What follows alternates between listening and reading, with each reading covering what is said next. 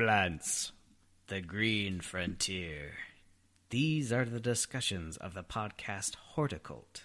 Its continuing mission to talk about strange new cultivars, to seek out new flowers and plant them, to boldly garden like no one has before.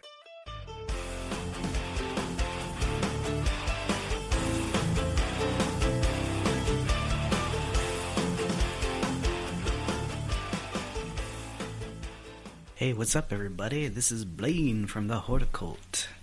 Today's episode is number 56, Botanical versus Common Names. We talk about why botanical names are important and how common names can be confusing. Genuses, species, cultivars, hybrids, the hidden meaning in the botanical name. We also talk about selective breeding and the trend of the breeding programs is to make smaller varieties and cultivars so we can have them in our small yards because we're lame. And then Latin is the love language of trees. All right, with that, let's get it on. This is Beef Lane. And this is B-Rad. And we are the Horticult. Thanks for coming along for the ride. Today's topic, we will be getting into botanical names versus common names. We're going to talk a little bit of the importance of botanical names, and then why it doesn't matter. It is really important. It is. I mean, it's super scientifically, important. to be able to do the work that you need to, you know, research and whatnot. For the common man, that's why it's called common names. Yep. It's just how everybody understands what it is. It's usually quick and easy to remember. Yeah. The danger of it is you can call it by the same common name and it be meaning multiple different things. And you did it to me just the other day, and I put it in my blog, but we were talking about forget-me-nots. Oh, right. And I was like, those are annuals and blah, blah, blah. And you're like, well, what about the perennial forget-me-not? And I'm like, what the freak is perennial forget-me-not? And it's Brunera. Brunera macrocarpa. Yeah. And macrophylla. Yeah, macrophylla. And I was like, I only know it as Brunera or Brunera, whatever. You can say whatever.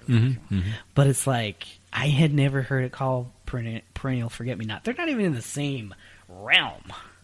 They're not related at all. No, but then also what's confusing is flower. What's perennial in one area may not be in another. And so that's even more confusion on top of confusion. But for all intents and purposes, for now, we want to talk about names, common names versus botanical names. Yeah. Why? Yeah. What's the why would you want to use common names versus? That's just what you learned it. You know, it's easy. A lot of people will call it that because maybe they don't know the Latin name. That's what your grandma used, right? Yeah. That's exactly what she used. Geranium, exactly. Instead of pelargonium one or whatever. Which then I learned about the sticky geranium, which is a perennial. I mean, they're both perennial. Yeah. Right. Well, you were saying in the right environment, That's right. Geranium, pelargonium one is a perennial in Africa. But not in the inner Mountain West. Yeah. For sure. It gets too cold. Too cold. But they're an awesome plant. Yeah, geranium. The sticky fingers geranium. Is that sticky what it is? Fingers. Is that the one? Grandma Sticky Fingers geranium. Exactly. Yeah, no, and that's a great freaking... Isn't that a native? Is it not a native? There is. Cranesbill is the native... That's the common name for sticky geranium. Okay, cool. Cranesbill, because of the seed. Yeah. The seed looks like a... Oh, like the cranebill. The pelican. No, not a pelican. Oh, right, it's the like crane. Pointy. But yeah. You know, that's the cool thing about learning horticulture, botanical names, common names, is you can riff back and forth with your buddies, you know, as you're hanging out, driving down the road in the desert, and you're like, dude, guess what I saw? Stanleya pinnata. And they're like, oh man, that is such cool princess plume, man. Yeah, that is. Though there's something really rad about it, you know. So keep learning. Yeah, I still suck at Latin names. You know, I never have really gotten... We did okay at the U. Mm-hmm. We would use the genus names for stuff. We wouldn't use the common names because people would just come up and be like, what is this? Bee balm, blah, blah, blah, or something. It's like, no, this is what we call it. And Monarda, yeah. Yeah, and you're not... You know, you don't know what the heck you're talking about. But you're like, if you want to call it that, you go right ahead, bro. That's the thing about common names, too, is that if you want to call it that, you can call it whatever the frick you want. No one's going to say you can't call it that. You might be the only one calling it that. Yeah. Whatever. But botanical names, it is really specific.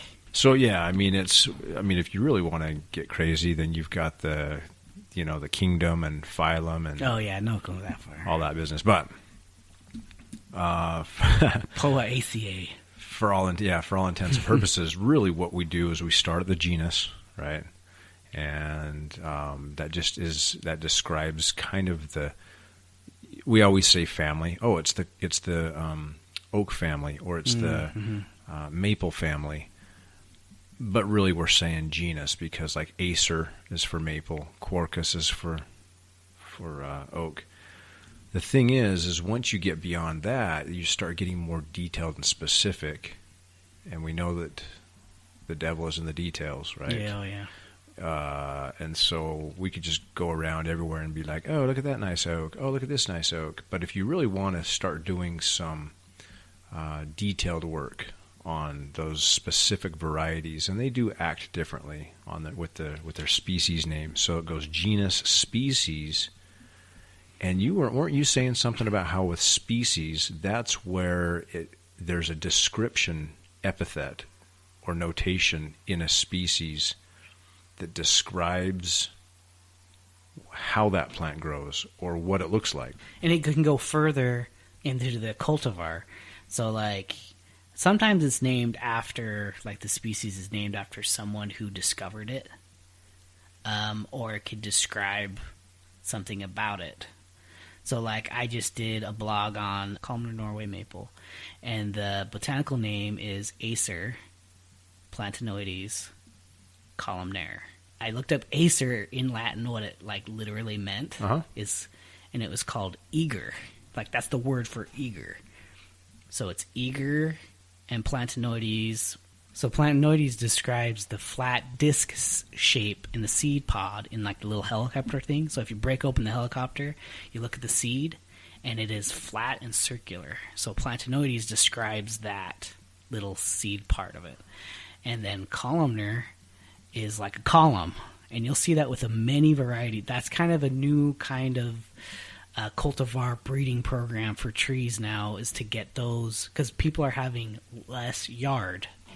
In my yard, I only have like 0.18 acres or whatever, and I grew up on over an acre.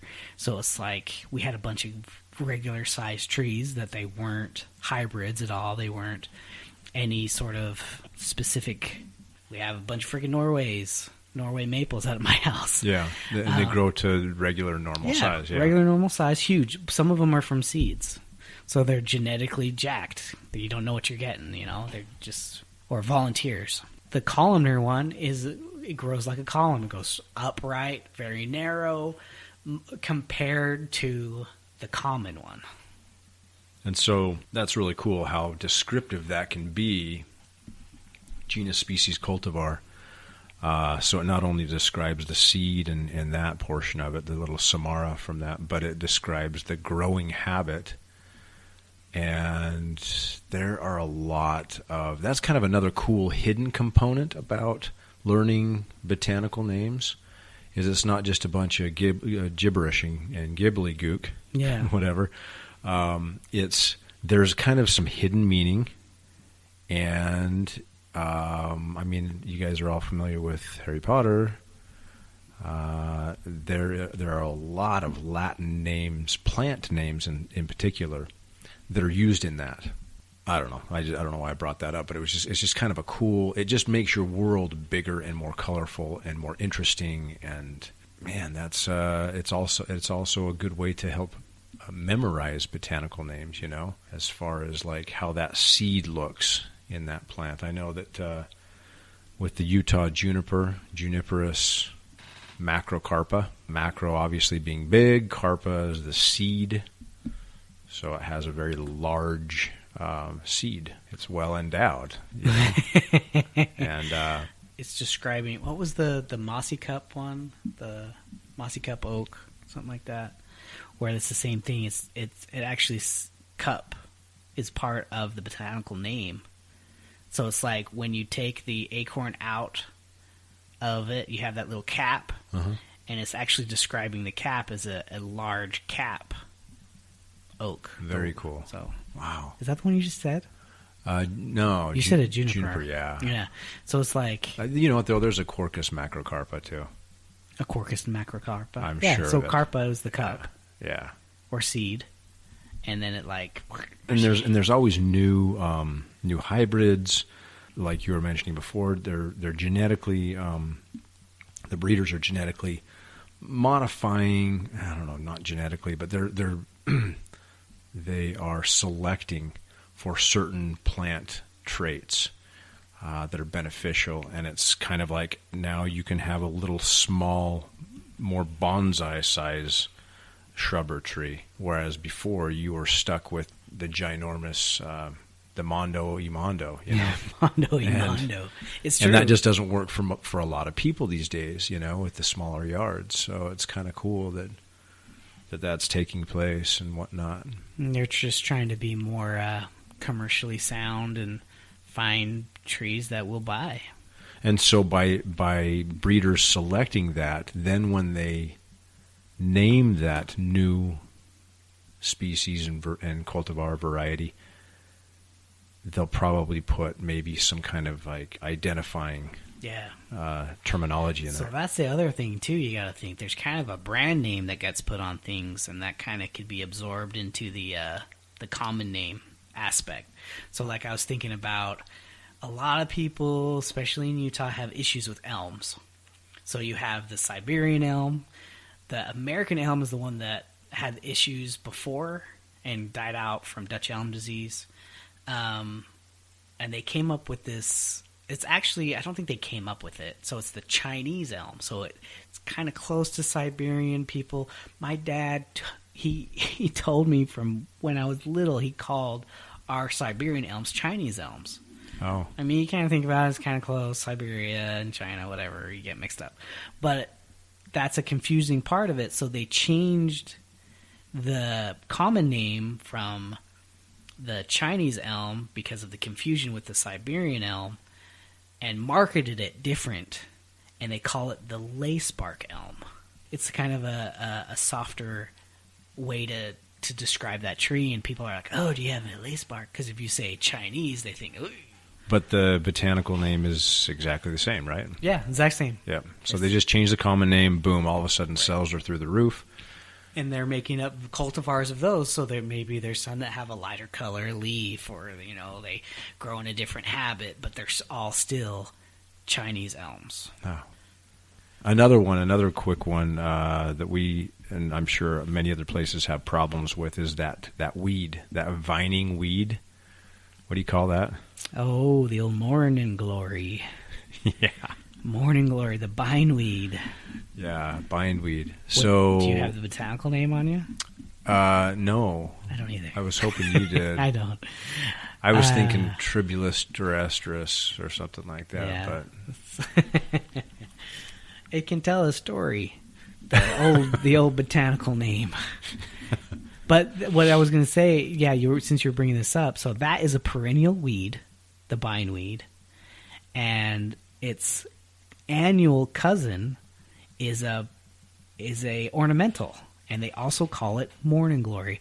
I remember one of my friends was like, we had just learned about bindweed, and now everyone calls it morning glory, and he found a packet of morning glory seeds in a store somewhere and was like, what the heck? I can't believe they're selling that.